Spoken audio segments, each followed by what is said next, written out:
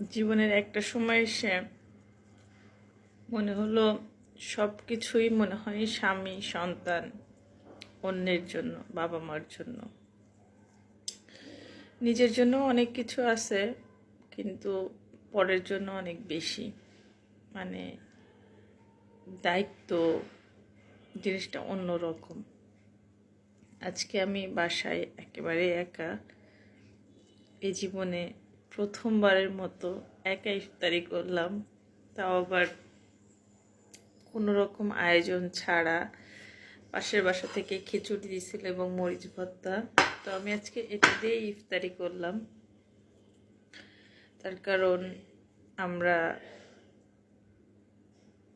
অন্য একটা কারণে বাচ্চাদেরকে বাড়িতে দিয়ে আসছি।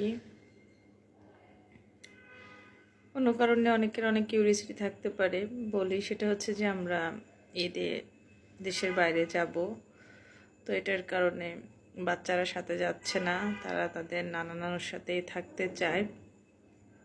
তো এই কারণে ইপু বাচ্চাদেরকে নানু বাড়ি রেখে আসতে গিয়েছে, আর আমি এখানে একা একা ইফতারি করতেছি।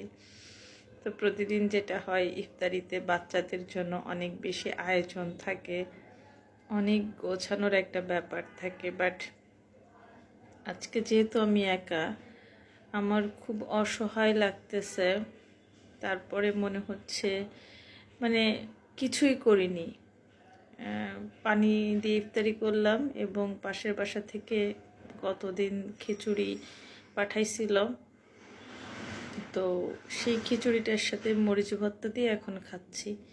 ইচ্ছাও করতেছে না যে, বা করেও নি যে নিজের জন্য বাইরে থেকে কিছু অর্ডার করাই বা কিছু একটা করে খাই। তো এখন মনে হচ্ছে যে না, আমি আসলে আমার থেকেও মনে হয় আমি আমার স্বামী সন্তান পরিবারকে বেশি ভালোবাসি। এই জন্যই প্রতিদিন ওদের জন্য এত সুন্দর করে সব কিছু পরিপাটি করি। আর নিজের যেহেতু একেবারেই একান্ত একটা সময় পেয়েছি, অথচ এই সময় এসে আমার কিচ্ছুই করতে ইচ্ছা করলো না। আরও বরঞ্চ ওদেরকে কিছু করতে পারতেছি না, ওরা আজকে আমার সাথে নাই, এটার কারণে আমি আরও বেশি অনেক কষ্ট পাচ্ছি। তো যে পরিবার, যে স্বামী সন্তানকে আমরা এত ভালোবাসি, তাহলে তাদের সাথে মনে হয় যে কখনোই দুর্ব্যবহার করা উচিত না।